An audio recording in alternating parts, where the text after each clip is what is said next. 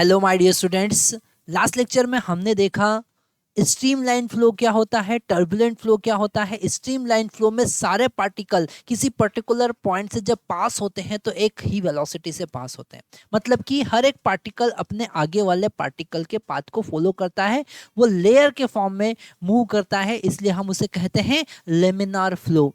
और उसके opposite turbulent flow होता है जिसमें पार्टिकल जो है एक साइक्लिक पाथ पे मूव करने लगता है, वहां पर रोटेशनल काइनेटिक एनर्जी भी यूज होती है, इसलिए वो एनर्जी हीट के फॉर्म में डिसिपेट होती है क्योंकि वहां पर मीडियम विस्कस होता है।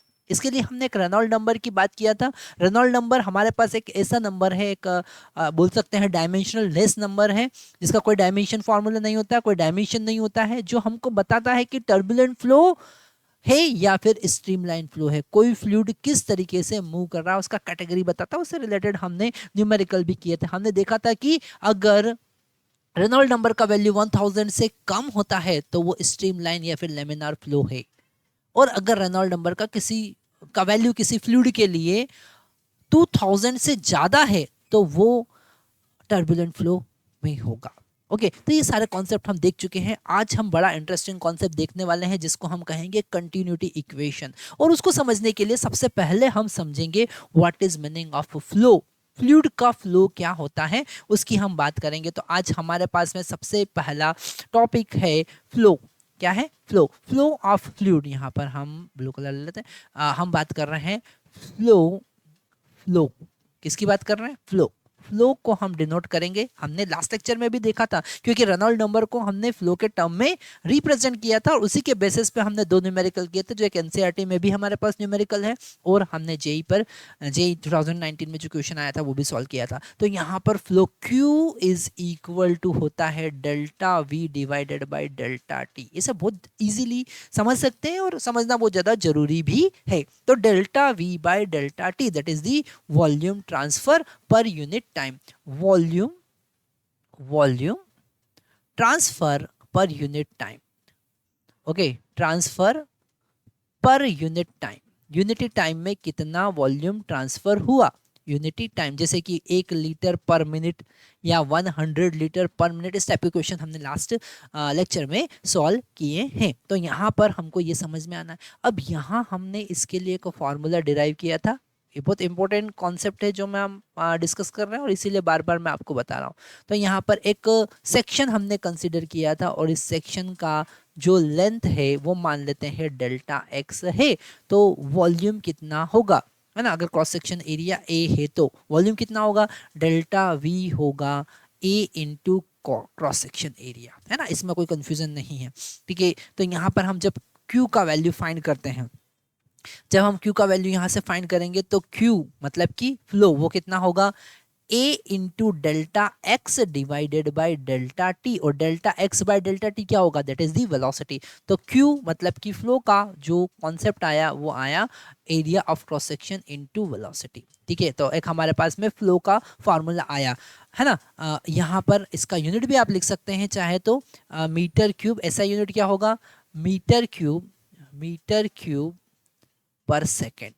ओके, या फिर हमारे पास में लीटर पर सेकेंड भी होता है या लीटर पर मिनट भी होता है, बहुत सारे यूनिट्स है। तो हम यहाँ पर अलग अलग तरीके से समझ सकते हैं। तो क्यू का कॉन्सेप्ट हमको समझ में आया। और कंटिन्यूटी इक्वेशन यही कह रही है। क्या कह रही है कंटिन्यूटी इक्वेशन? कंटिन्यूटी इक्वेशन हमको कह रही है कि फ्लो कांस्टेंट होता है। क्या कहता है? यहाँ पर हम लिख सकते हैं इस कंटिन्यूटी इक्वेशन के according for any particular fluid, incompressible fluid, compress नहीं हो रहा है, ठीक है, इनकम्प्रेसिबल फ्लूइड है, तो for fluid the flow remain constant, flow remain constant, flow remain constant. Flow क्या होता है? कांस्टेंट होता है, that is the continuity equation. अब ये थोड़ा सा यहाँ पर नया कॉन्सेप्ट ही है, सर फ्लो कांस्टेंट होता है इसका मतलब क्या है? ठीक है, पहले इस कंटिन्यूटी इक्वेशन से रिलेटेड हम एक कॉन्सेप्ट देख लेते हैं। A into v give the flow flux, the volume flux. Okay, A into v, area of cross section into volume, हम कहेंगे volume flux. Area of cross section into velocity, sorry it is velocity. So area of cross section into velocity gives the volume flux और flow rate and remain constant throughout the pipe of flow. वो constant रहता है, यही है continuity equation. वो क्या होता है, कांस्टेंट होता है। अब यहाँ पर इस कॉन्सेप्ट को जरा ध्यान से समझना पड़ेगा। कैसे, यहाँ पर हमने लिया एक ट्यूब जो वेरिएबल क्रॉस सेक्शन एरिया वाला है। Okay, variable cross section area वाला है, मतलब यहाँ का जो क्रॉस सेक्शन एरिया है वो A1 है और यहाँ का जो क्रॉस सेक्शन एरिया है वो A2 है ना।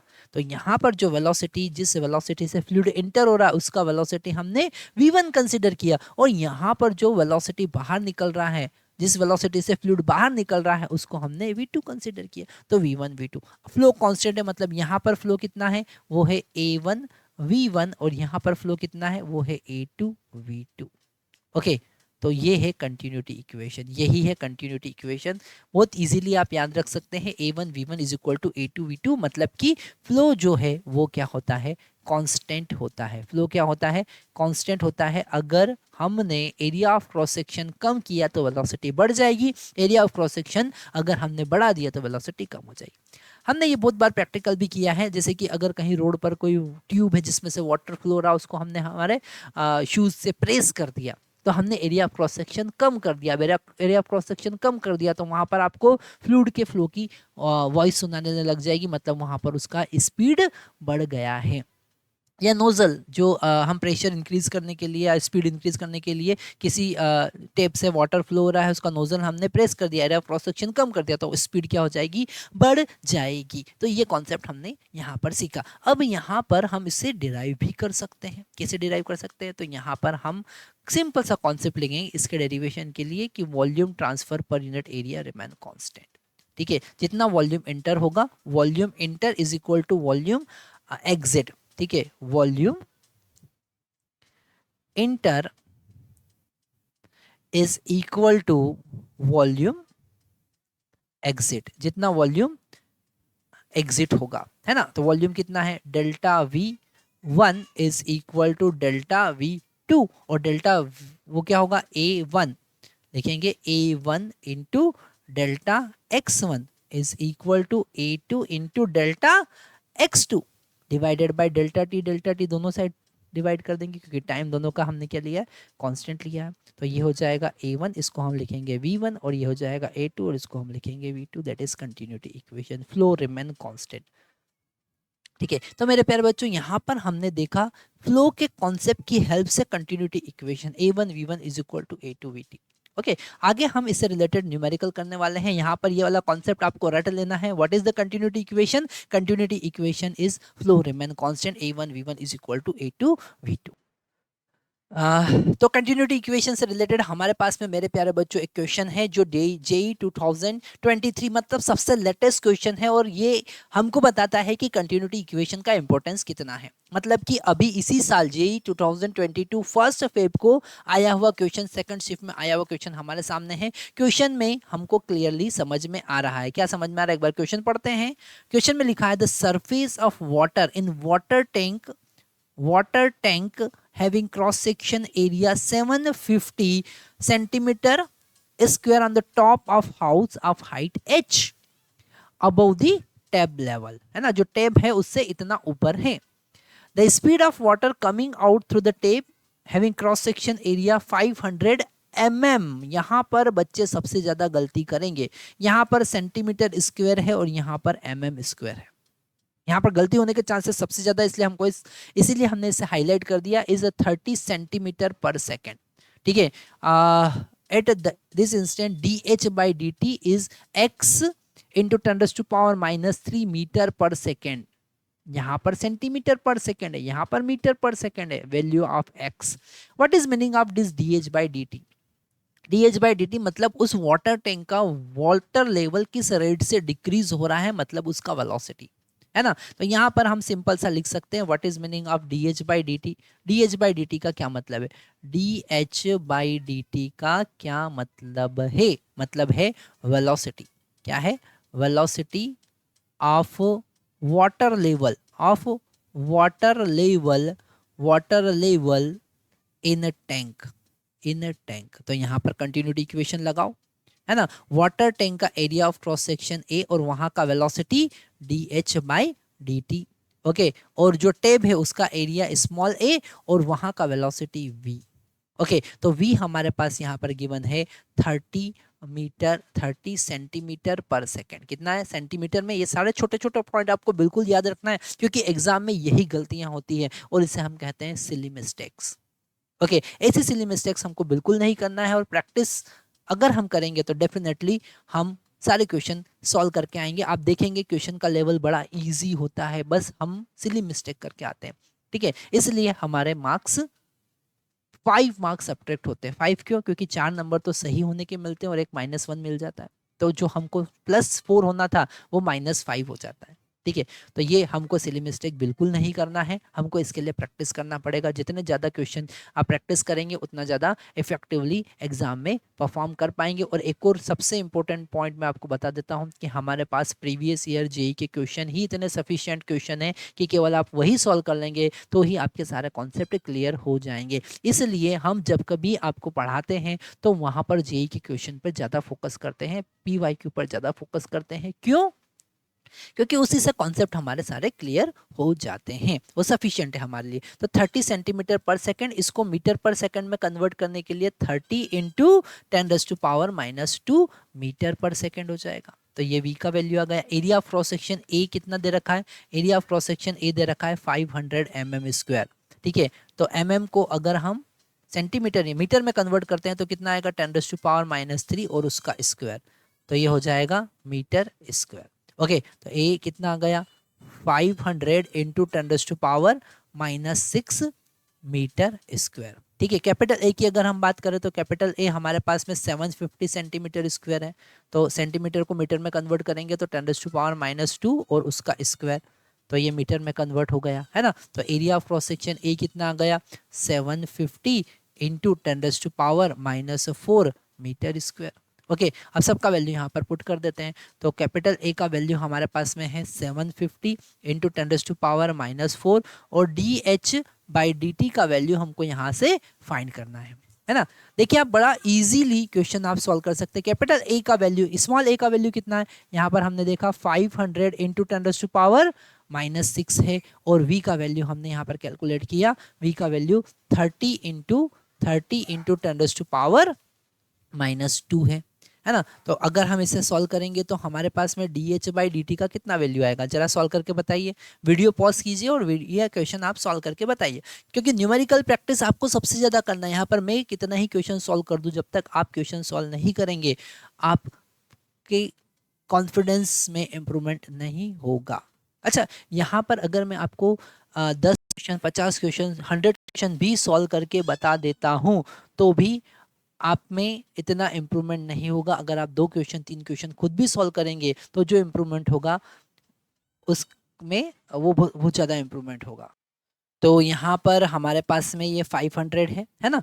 तो 500 इंटू 30 इंटू 10⁻, ये -6 और -2 -8 हो जाएगा, डिवाइडेड बाय, है ना, 750 इंटू 10⁻⁻4 हो जाएगा। अच्छा, यहाँ पर हम शॉर्टकट यूज़ कर सकते हैं, डायरेक्ट कुछ स्टेप्स हम एलिमिनेट कर सकते हैं, पर वहाँ पर गलतियाँ होने की चांसेस बहुत ज़्यादा है। जब तक आप कॉन्फिडेंट नहीं है कि आप गलतियाँ नहीं करते कैलकुलेशन में, तब तक आप शॉर्टकट यूज़ नहीं करें। आप पूरा सिस्टमेटिकली ही क्वेश्चन सॉल्व करें, क्योंकि अगर एक क्वेश्चन गलत हुआ तो जितना टाइम आपने वहाँ पर शॉर्टकट यूज़ करने में बचाया था उससे डबल टाइम आपका वहाँ पर उसको करेक्ट करने में लग जाएगा। इसलिए आप आराम से शांति से बैठकर क्वेश्चन सॉल्व करें। ठीक है, और प्रैक्टिस करते टाइम तो बिल्कुल आपको स्पीड में नहीं होना चाहिए, क्योंकि वहाँ गलती नहीं होना चाहिए। तो ये यहाँ पर होगा 2 टाइम्स और ये होगा 3 टाइम्स, और यहाँ पर इंटू 30 हो गया, इंटू 10⁻⁻4 हो गया, और मीटर पर सेकंड में आंसर आने वाला है। कितना आने वाला है? मीटर पर सेकंड में। अब ये यहाँ पर कैंसिल करेंगे तो कितना हो जाएगा? 10 हो जाएगा ना 10। तो 10 और ये हो जाएगा 20 इंटू 10⁻⁻4 मीटर पर सेकेंड, है ना।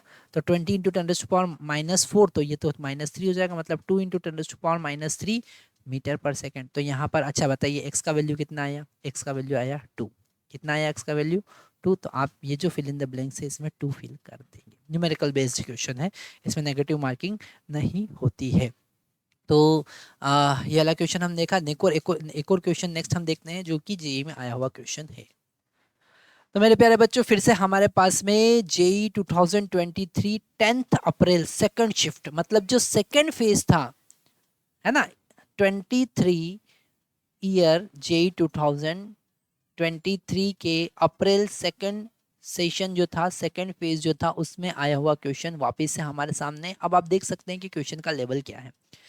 Figure below show the liquid being pushed out of tube by piston having area of cross section 2 centimetre square, है ना। मतलब यहाँ का क्लियर वो बोल रहा है कि जिससे हम पुश कर रहे हैं उसका एरिया जो है, यहाँ का जो एरिया है वो एरिया है 2 centimetre square. Okay, the area of cross section of outlet is 10 mm। कितना है?